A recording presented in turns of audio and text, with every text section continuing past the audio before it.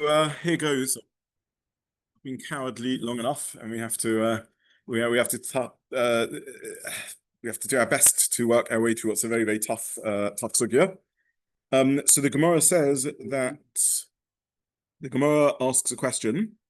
Kuf Gimel Amdanov. The Reisha says HaChoresh Ulshin. The Mazari Zarotim. You're picking these reeds or these endives, whatever they are. There's different shiurim in melachot, kogegeres, a fig. If it's a behema, kamelopia gedi, im nehesek kadei levashal beitza kala. So far, so good. All the Gemara is saying is that for the melachot of tolesh or kotzer, there are different shiurim that are given by Chazal. And now we get im liyafis esakaka kol shehin. So we saw last year that there's a machlokas rishonim, but we're going to go with Rashi and the Rambam and Tosfos and all the other Rishonim, who will learn that we're now switching to a new melacha. And if your intention is v'yafis as a karka, then you're doing the melacha of HaChoresh. And if you do the melacha of HaChoresh, then the Shiur of HaChoresh is a kol shehu. That's really what our Mishnah says. Our Mishnah says HaChoresh kol shehu, the Shiur of HaChoresh is kol shehu. Asks the Gemara a question. I don't understand. It's true that if HaChoresh Ulshin, then the Shiur is Gogeres or Melopia Gedi, but also in picking Ulshin, you're also doing Choresh, because you're improving the field so that other things can grow, and that's the melachot of Choresh. Now the Ramban answers the question by saying, what are you talking about? There's no Choresh over here. Picking plants is not Choresh, it's kotzer. That's not Choresh. The fact that the field gets improved is not, doesn't make it a melachot of Choresh. You're just removing plants. That's called melachot of Choresh. But the other Rishonim learn not like that. The other Rishonim learn that what we're talking about is indeed the melachot of Choresh. Asks the Gemara, then inevitably you're doing Choresh because you're always being miyaper the soda and there's nothing you can do about it. Again, I remind you of the Rishonim, the Tosfos Rids, who pointed out that the Gemara's question isn't in and of in itself. It's perfectly feasible in and of in itself that when you do a melacha, you're doing several actions and you're chayiv several melachas in so doing. That's feasible. There's nothing wrong with, we saw already, if you prune and you're tzarech leitzim, you're doing two melachas, you're doing pruning and you're also doing kotzer. The Gemara is asking on the order of the Reisha, that the Reisha implies that there can be a scenario where you're not chayiv for the yafis sada. Ask the Gemara, you're always being miyaper the sada, and therefore you should always be chayiv for it. Answers the Gemara, Rabbi Yosef, okay, so we have a hechatimtza where you're not interested in the yipoi soda because it's your mate's field, it's not your field, you don't care what happens to it, it's an agam, and therefore it doesn't make a difference. Okay. Asks the Gemara,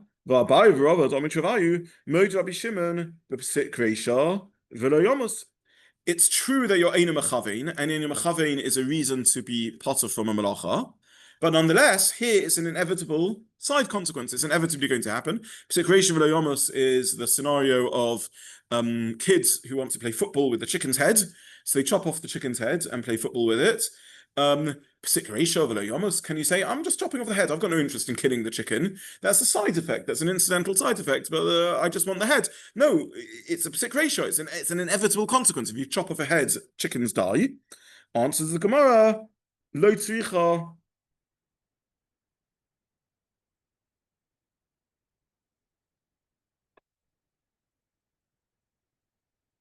But sorry, the first answer the Gemara gave is agam, or his own field where you have no intention to do it.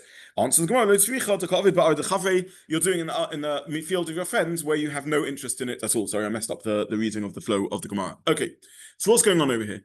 So here we have to start defining concepts, and we have to consider what Tov Hashem Skavin is and what Pesik Reisha means, and why Rabbi Shimon is motive with Pesik Reisha and how this all plays out. So first of all, just by way of background, there are three halachas which sounds somewhat similar and sometimes ends up confusing, and I just want to remind ourselves of all three. The Gemara here says that a melacha which is Einoi Miskavein, according to the Cholkim and Rabbi Shimon, Rabbi Yehuda, you are according to Rabbi Shimon, you are potter for. According to Rabbi Yehuda, you are chayiv. And the Gemara says that even Rabbi Shimon is moida that if it's a Pesik Reisha, Eina Mechavein doesn't help. And we'll have to understand why not. So one halacha is Eina Mechavein. There's a second halacha which sounds somewhat similar, which is the concept of melacha shein tzrich l'gufa. And there's a third halacha which sounds somewhat similar, which is called misasik. So let me just spend a little bit of time defining each of these three halachas. So I'm going to start with melachot she'ein tzrich legufa. Melachot she'ein tzrich legufa is a unique halacha in Hilchos Shabbos. What does that mean?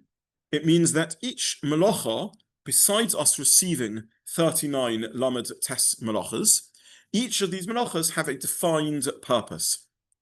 And if I do the melacha not for the defined purpose, that's deemed a melacha she'ein tzrich legufa. It's a melacha that I don't need for the guf ha-melacha, for the defined purpose of the melacha. So when I'm doing a melacha she'ein tzrich legufa, I'm absolutely aware of the melacha I'm doing. I know that I am writing. I know that I am koitza. I know that I am improving a field. I know what melacha I'm doing, but my purpose or my ultimate goal in doing the melacha is for some reason which doesn't fit the reasons the Torah defines for the melachas, and therefore isn't deemed a melacha, isn't deemed a chiyuv in terms of Hilchos Shabbos. It's a unique halacha in Hilchos Shabbos. Let me give an example of this. Maybe a more extreme example and somewhat analogous to this. The Gemara says if I take a mace outside my house, so I'm doing the melachah of hotzah, the purpose of hotzah is because I want an object somewhere.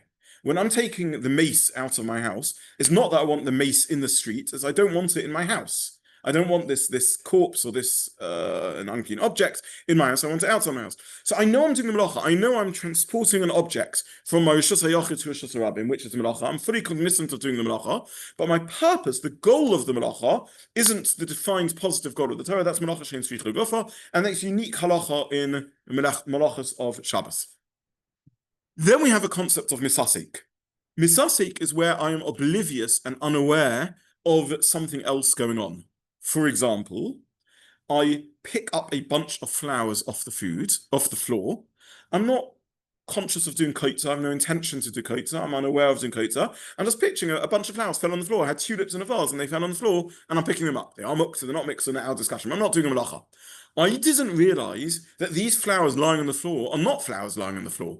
They're tulips that have somehow bent over and were growing from the ground. I pick up the tulips off the floor and I pluck tulips without realizing. It's not shogeg. Shogeg is I knew I was picking tulips, but I didn't know it was also to pick tulips on Shabbos. Or I knew I was picking tulips, but I didn't know that today was Shabbos. It's not melachot she'ein tzrich legufa. It's not that I knew I was picking tulips, but I had a different purpose in so doing. I was completely oblivious to the fact that I was picking tulips. I didn't know I thought I was picking flowers off the floor. I didn't know I was cutting something off from its source of nourishment, which is what kotza is or toidesh is. I was completely oblivious of cutting off a living plant from its source. That's misasik, a completely oblivious side consequence. Misasik also, to a degree, unlike melachot she'ein tzrich legufa, to a degree is a kol haTorah kula discussion. Misasik may have unique features in Hilchos Shabbos, but the concept of misasik is something you can meet outside Hilchos Shabbos also. If I yawn and stretch my arms and accidentally do something else, I accidentally switch a light on Shabbos, I'm oblivious to the action I'm doing. It wasn't I intended to switch the light on, but I had different purpose for so doing, which should be melachot she'ein tzrich legufa. It's not that it was shogeg and I forgot it was Shabbos. I just completely unaware of the action that I was doing. So misasik is a concept. I'm giving scenarios of misasik, different forms of misasik. Misasik is where I'm oblivious to the action I'm doing. I'm completely unaware of the action that's taking place. And now we meet our sugya, which is davar she'ein miskavein.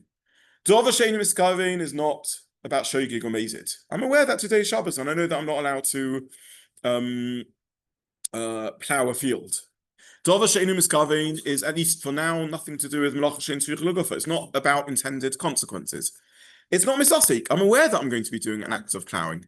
However, it is an unintended side consequence. I never set out to plow. I set out to drag my bench across the lawn to take it from my outhouse into my house. And in so doing, I'm furrowing the soil. And that's very convenient because now the soil, tomorrow morning, my soil will be furrowed and I can sow seeds there. So davar she'ein miskavein is an unintended side consequence. It's not that I'm unaware of the action taking place. I'm aware that I'm creating a furrow. It's not shogeg that I didn't know today was Shabbos, so I didn't know I'm not allowed to plow. I'm aware that today's Shabbos, and I know I'm not allowed to plow. It's not even necessarily melachot she'ein tzrich legufa. It may be that the act of plowing is useful for me in that it creates a furrow which I can now sow with, or at least we don't need to think about melachot she'ein tzrich legufa. What is it? It's davar she'ein miskavein. It's something I'm aware of taking place. I'm aware it's a possibility or even a definite outcome if it's a Pesik Reisha, and nonetheless, that's not what I ever set out to do. And the crucial feature to be aware of in Dover She'eino Miskavin is that it is a Kol HaTorah Kula din. It's not a din unique to Hilchos Shabbos. It's a din that applies in many, many halachas. So whenever we learn a halacha about Hilchos Shabbos, we have to ask ourselves, is this unique Shabbos halacha, or is it a Kol HaTorah Kula din? Melachot Shein Tzricha L'Gufa is a unique Shabbos melachot din. Melachos have to be done for particular outcomes. We learn it from Meleches Machsheves, that when the Mishkan describes the building of the Mishkan, it describes it as having intentionality associated with it. It's Meleches Machsheves. It's melachos done with a machshava in mind, with intentionality in mind. There's another halacha that's unique to Hilchos Shabbos, Mekalkel. If I'm doing a melach on Shabbos and it's destructive, we saw already I'm not chayev in Hilchos Shabbos.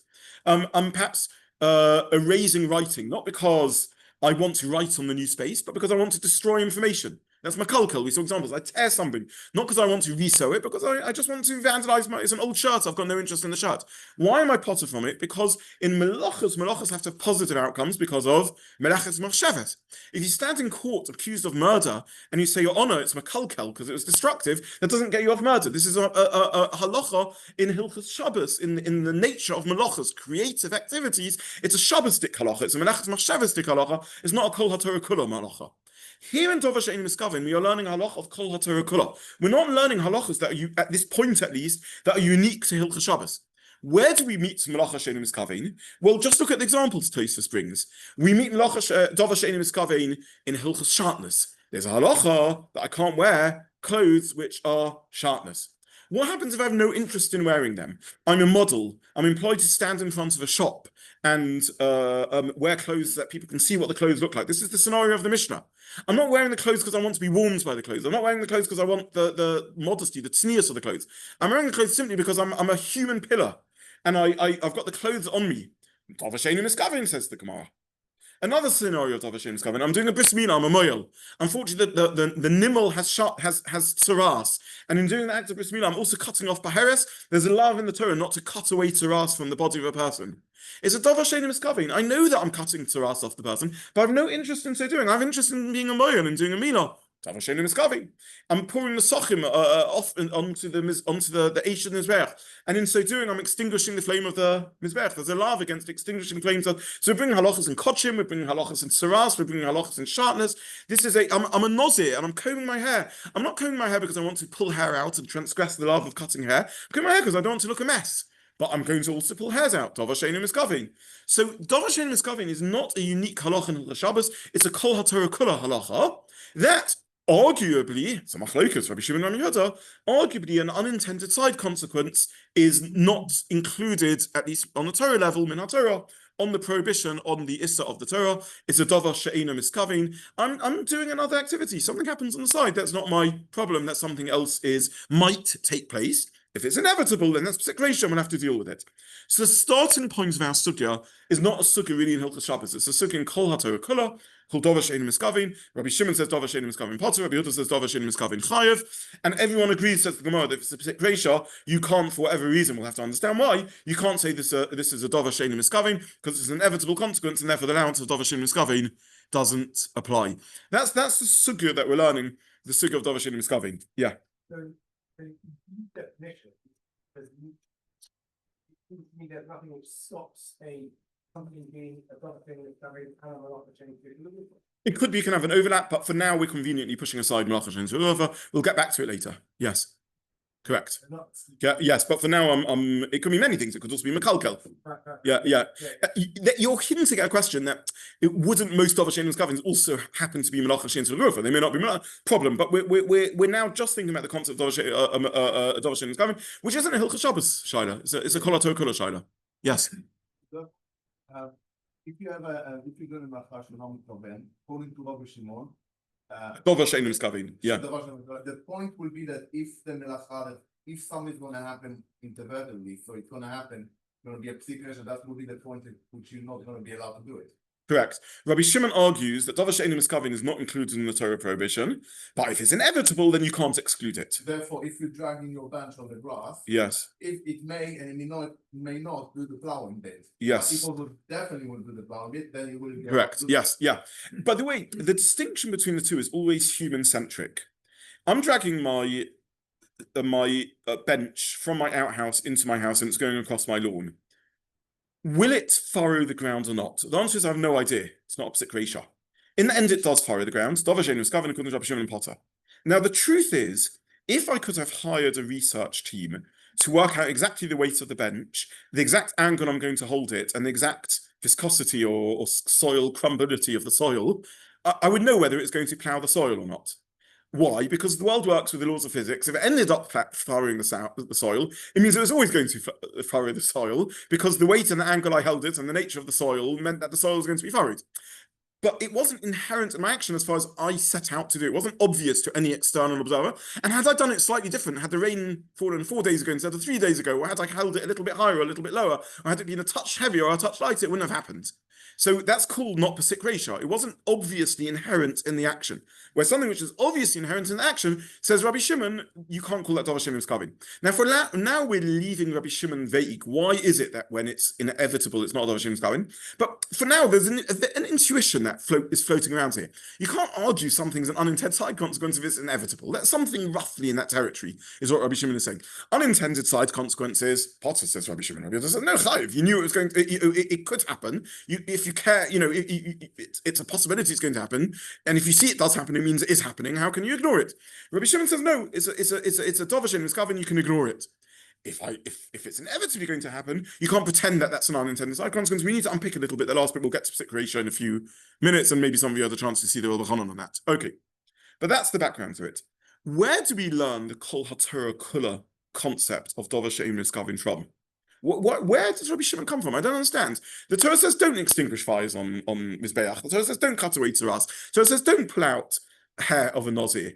The Torah says don't do melachos on Shabbos. How can I say, well, I didn't know for sure if it would happen or not, but so don't pull the bench along the ground and then you won't plow on Shabbos. What allows you to do that?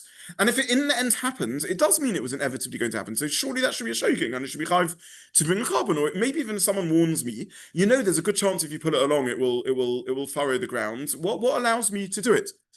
So we don't entirely know the answer to that question. There is a Gemara in Yevamos that is doresh with kalayim, the pasuk. The pasuk says with kalayim, lo silbash, and it says lo yale olecha. So the Gemara picks up on this double lush, and lo silbash means don't wear, and shatnus, and lo yale olecha means don't raise upon yourself clothes. And Rabbi Shimon, the Gemara there in Yevamos argues that we should sort of compare the two. The only raising upon yourself clothing of shatnus, which is forbidden, is an act of clothing yourself. If you're doing a lo yale alech, if you're placing clothes on yourself without intention to relate to it as clothing, that wouldn't be included in the prohibition of shatnus. So maybe this is the source of the concept of Davar She'ein Miskavin. Since I have no intention to benefit from the clothing, I don't need the clothing. I don't want to wear this clothing. I'm just a model paid to have the clothing on me. The Gemara gives another scenario, smugglers. So people that are putting on multiple layers of clothes to get them through customs, not commenting on the rights or wrongs of doing that. Again, they have no interest in wearing the clothing, and may even be uncomfortable with wearing the clothing. There's an extra layer of clothing, but they're doing it for commercial reasons. Old Yiddish panasa. The wrongly. This is Davar She'ein Miskavin, and the Gemara says again, lo sale hukash to lo silbash. Only if it's a levisha, the yale alecha, is it forbidden. If it's a yale alecha, that's not a levisha, that would be mutter. Now, there's much to learn in that Gemara in Yevamos, and whether the Gemara is indeed teaching us the halacha of Davar She'ein Miskavin or something else. But there are those who argue that that's the source of the concept of the Davar She'ein Miskavin. That's one possible source. The other possible source is it's a svara. To Rabbi Shimon, it was obvious. My relationship to actions is linked to intentionality. That's what makes a human unique. This is what makes human actions deemed relevant to us. Human actions aren't just because my body does something. Human actions are because I engage with the act. And a Davar She'ein Miskavin is a disinterested, disengaged act isn't enough of an act. The Torah, when it prohibits something, is me putting myself into it. Myself means a degree of kavana also. Okay, we don't need to go into this really for our purposes. It remains an area that's unclear to this day. It's very interesting in the whole of Shas. You have this massive machlokas with enormous nafkaminas, whether Davar She'ein Miskavin is osa or mutter min haTorah. And the Gemara never bothers spelling out where it comes from. Very, very interesting thing. Though in Yevamos it does touch on this drasha, but be that as it may, this is the Kol HaTorah Kula machlokas about Davar She'ein Miskavin, and the Gemara therefore says that in this case over here, it's an agam, or it's in my field, but it's a dover she'einu miskavin. Ask the Gemara, dover she'einu miskavin, doesn't that get caught up in the machlokas Rabbi Shimon and Rabbi Yehuda? But even Rabbi Shimon, who says dover she'einu miskavin is mutter, would agree if it's specific Reisha, here it's specific Reisha. Answer the Gemara, we're talking about soda shel chaveru, where it's lo nichale. I don't even want the outcome. So the task now in front of us is to unpick the next two stages of the Gemara. So we've established that dover she'einu miskavin is a machlokas and kol haTorah kulaha, Rabbi Shimon and Rabbi Yehuda, whether it's osur or mutter. We now need to understand, why does specific Reisha make a difference? And then why does lo nichale in turn get it back to making a difference?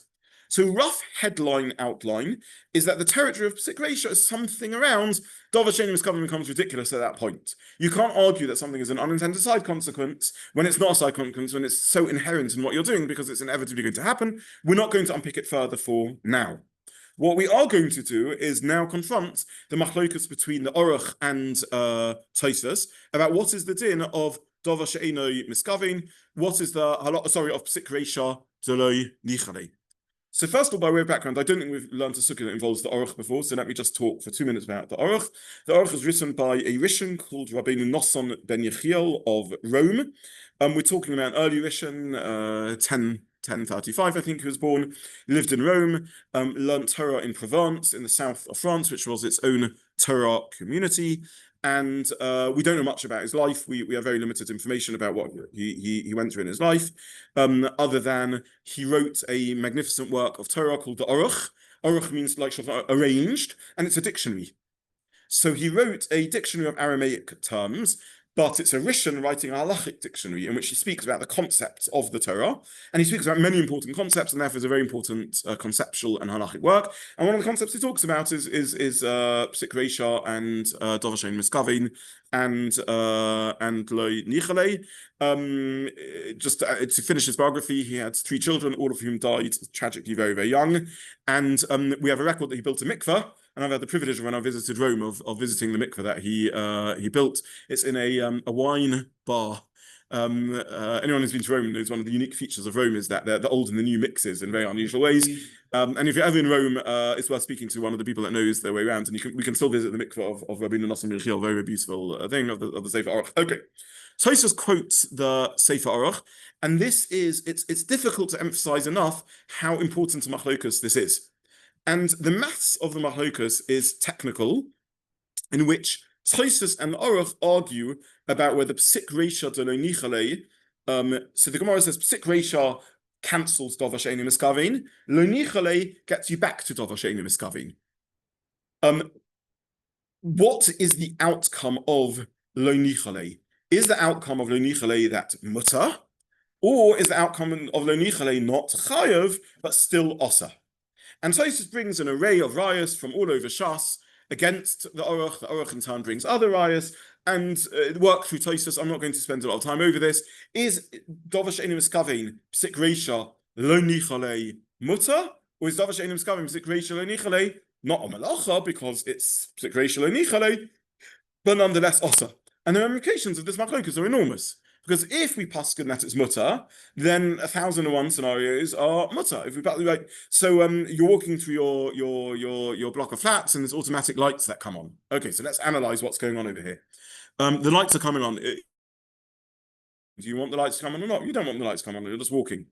Is it a Pesik Reisha? It is a Pesik Reisha. It's going to react. The sensors work. They're going to react to your body heat or your motion sensor, whatever it is, and the lights are going to come on.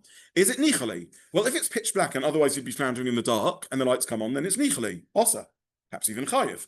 If lo nichale, because you don't care about the lights, you prefer them not to come on, the corridor's anyway dimly lit because there's green security lights that are on the whole time, but the lights come on to make it brighter.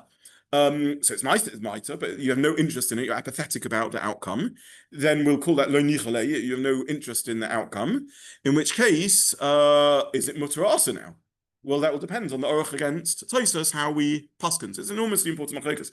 You accidentally leave your fridge light on, and or you didn't tape it down or magnet it down, and when you open the fridge door and close the fridge door, you're triggering the light going on and off. Very, very serious shiloh. Can you access your food over Shabbos? Well, what is it? So it's a davar she'eino miskavin. You want to open your fridge door. You're not planning to turn the lights on or off. However, it's a Pesik Reisha, the light will inevitably turn on and off. Is it nichale or not? So back in the 60s, when the Pesik looked at it, they said, well, maybe it is nichale because you need the light of the fridge to go on to be able to see. Even if you don't care about the light going on, when you switch it off, you care about the light going off because you want the light to go off to save yourself electricity bills. Maybe it is nichale. Fast forward to 2025 with brightly lit rooms. Most of us don't really care. If you disable your fridge light permanently, I've never met anyone who's particularly bothered or put out by that. So you don't care about it going off. You don't really care about it going on either. The electricity bill of an LED light staying on over the rest of Shabbos is negligible. So it's lo nichale. You don't care about that outcome. Nonetheless, it's a Pesik Reisha of davar she'eino miskavin, lo nichale, is that mutter asa? Really serious shaila legabe hilchos Shabbos. So this Tosfos is very, very chashuv for us to learn, and it's so much ink has been spilt over this machlokas of Aruch and Tosfos. All we're really going to do is look at one pathway to explain the conceptual framework of the machlokas, which will be Rabbi Chanan Wasserman, and then we will move on. So that's next year. We'll just go through the Rabbi Chanan and try to understand the machlokas, and then we'll take a little bit of Halacha and Reisha just so you come out with something clear. But that's what I really want to do in terms of trying to deal with what's in our little sugya with a long Tosfos. It's so much halachic, so much of what happens in modern day life is dependent on that. You walk along the street and a light sensor comes on, and just everything is full of davar she'eino miskavin situations and very important halacha and Maisa. Yeah. Yes. Yes. Yes.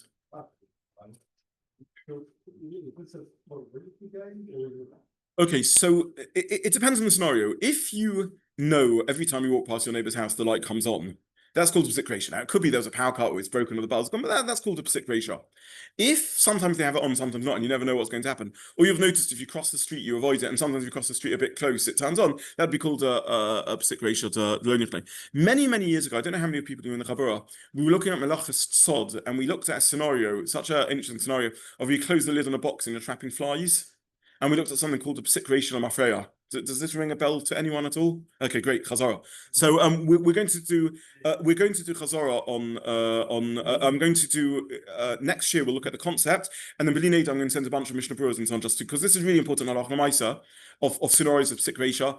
Davar she'eino miskavin Pesik Reisha with an Issa D'Rabbanan. Davar she'eino miskavin Pesik Reisha Lamafreya, where afterwards, in hindsight, it was an inevitable action and things like that. We'll try and look at some of the halachas of Pesik Reisha and just bring it Halacha Maisa. So Jeffrey.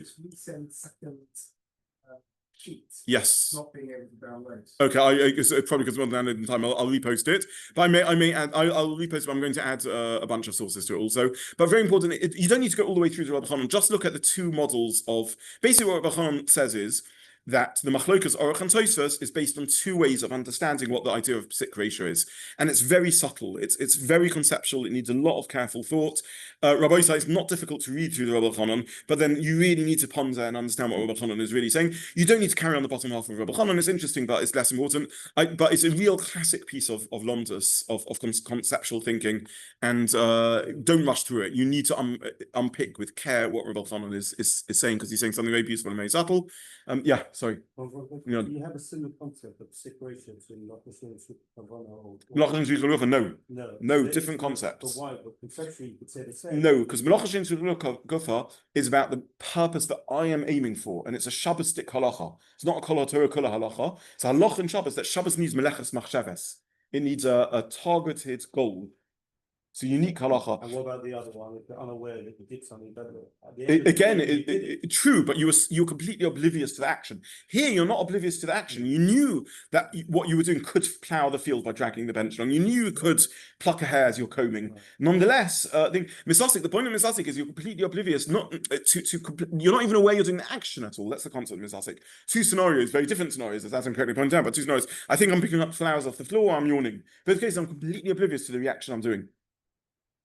Okay. Again, Rabbi Zobin, I've ducked this sugya because it's difficult. These are I'm presenting to you summaries of many sugyas in this, and these are subtle points, but there's no way of avoiding it. Quick plug for those who haven't yet done so. Please sign up for the Malav Malk if you haven't let Louise know. Email Louise, please. So look on the WhatsApp message I sent. A beautiful milk of us to come together. With spouses, please, and please email Louise if you and or your spouse are able to come. But please take advantage of this. Definitely.